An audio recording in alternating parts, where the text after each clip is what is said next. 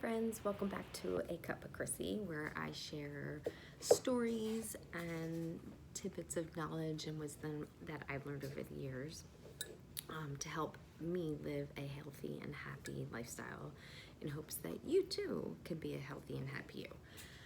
So I'm drinking coffee. The puppy got spayed yesterday, my puppy Sedona. If you haven't seen her, she's all over my Facebook and my Instagram, so you can check her out. She's always there to give some positive inspiration, spread love, and spread some joy.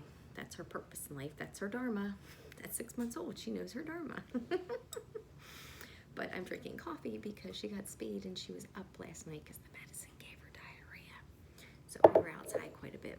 Hence, this is why I look like I do.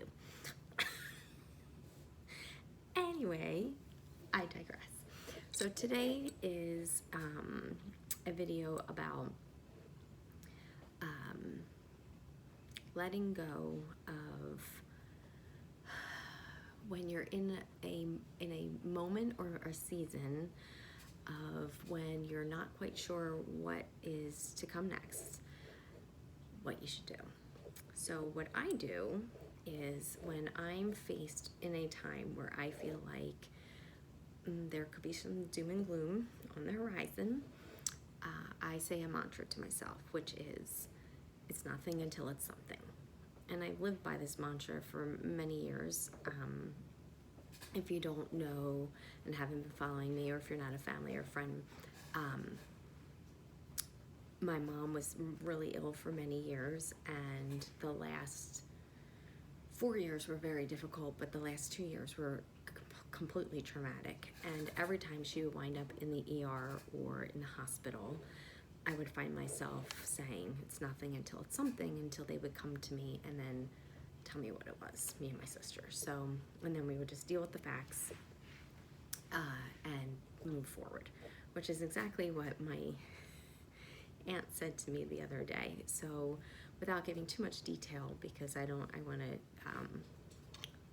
give her privacy, but my aunt was very ill over the last month, had quite a few surgeries, and within the weeks I kept saying to myself and saying to my dad, it's his sister, it's nothing until it's something. It's nothing until it's something. So it turned out to be something, but they, God willingly, have taken care of it, and she's on the mend. So if you feel inclined, maybe you can say a prayer for her.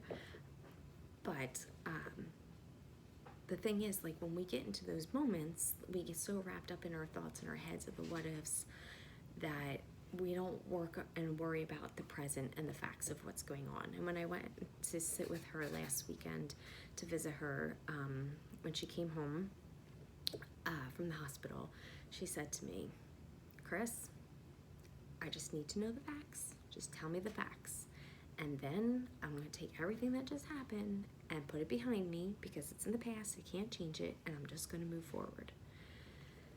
And I was like, damn, that's like a wisdom drop right there, right? Like that's what we should be doing. Some people might feel like it's like living in denial, but it's not, because the reality is you have to live in the moment. You can't worry about what's going to happen 5 minutes from now, 5 days from now, 5 years from now. Yes, you should plan, obviously, and you should have, like, some kind of goal or a focus or whatever, but you can't worry about the what ifs. You can't worry about the worst possible scenario. You just can't do that.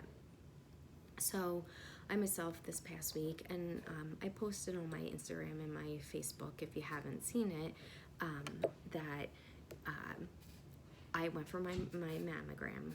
I had made my appointment because my very good friend passed away last month from cancer, and it originated from, I need a moment, from breast cancer. And she fought it twice, and the third time was her divine timing. So in her honor, I scheduled my mammogram. And knowing that whenever I go, I'm always cystic or whatever, and like I have to go for an ultrasound, but there was no doctor there to read the film, so I had to go back because they found something. And so I just kept saying to myself, those 2 weeks of waiting in between, it's nothing until it's something. It's nothing until it's something. And of course, I'm human. Especially the morning of, I got nervous, and I was worrying and I was thinking. But every time I find myself on that wheel, I would just say to myself, it's nothing until it's something. And then I got in there, and they found something. They think it's benign, and I go back supposedly in 6 months, but we might speed that up a little bit, just to make sure.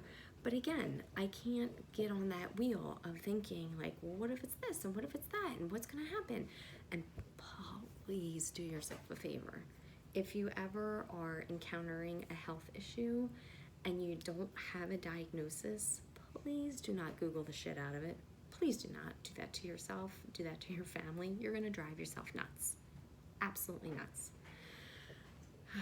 So, with that being said, I understand it's easier said than done.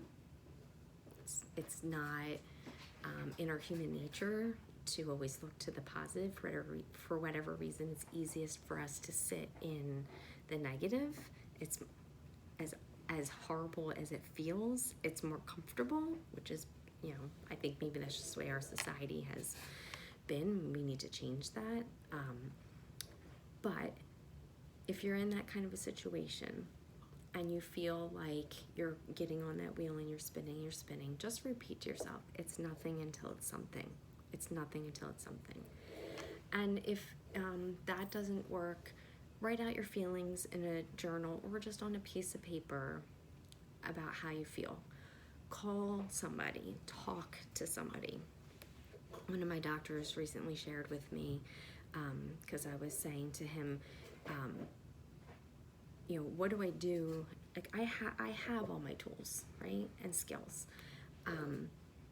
But what would you recommend doing when you're in a moment where you feel helpless or you feel completely overwhelmed and you don't know what to do? He said the best gift you can give somebody is to ask them for help. And I said, I don't understand. What do you mean? Why am I gifting them? And he said, think about how you feel when somebody picks up the phone and calls you and says, listen, I'm having a bad day. I'm having a bad moment. I need to talk to you. I need to talk this through, or whatever it is. That's a gift to them because they now feel that they're appreciated and wanted. And they know that you feel like you have confidence in them as a friend to reach out to them. So I just want to leave you with that.